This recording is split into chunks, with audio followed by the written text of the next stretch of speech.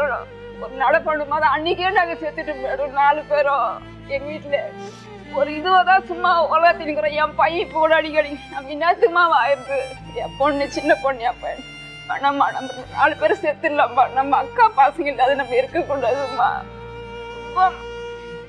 தாங்க முடியாம அந்த குழந்தைங்களை நாங்க அப்படி வளர்த்தோம் மேடம்.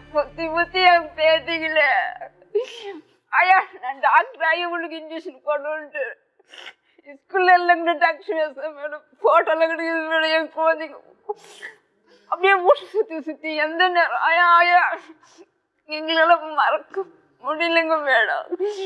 திங்கக்கிழமை ஈவினிங் போகவே மாட்டேன். சாரி பிடிச்சிக்கின்னு ஓடி வேலைங்க மேடம். என் பேத்தி பெரிய பேத்தி பிடிச்சிக்கிச்சு. அப்புறம் பக்கத்துல ஒருத்தர் கைனிக்கு போறங்க வீட்டாடுப்பு குழந்தை ஸ்கூலுக்கு போட்டுன்னு ஈத்துவா கரு வச்சாங்க மேடம்.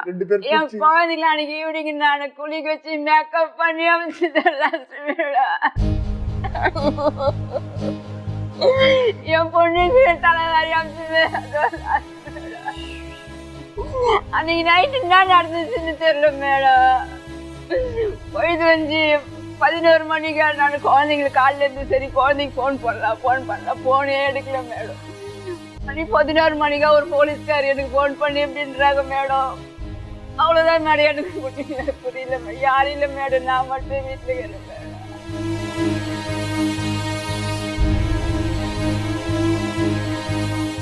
காஞ்சிபுரத்தில் கல்யாணம் இருப்பார் என் பொண்ணுக்கு 2வது கல்யாணம். பிப்ரவரி 12 பர்த்டே கொண்டாடுனாங்க என் பொண்ணுக்கு. பிப்ரவரி 12 பர்த்டே கொண்டாடுனாங்க. 27ஆம் தேதி போயிடுச்சு.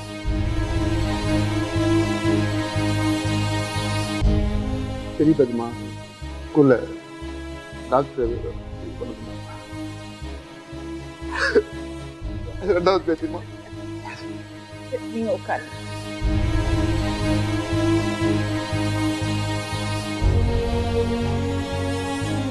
உங்களை நான் எப்படி சமாதானம் பண்ணறதுன்னு எனக்கு தெரியல.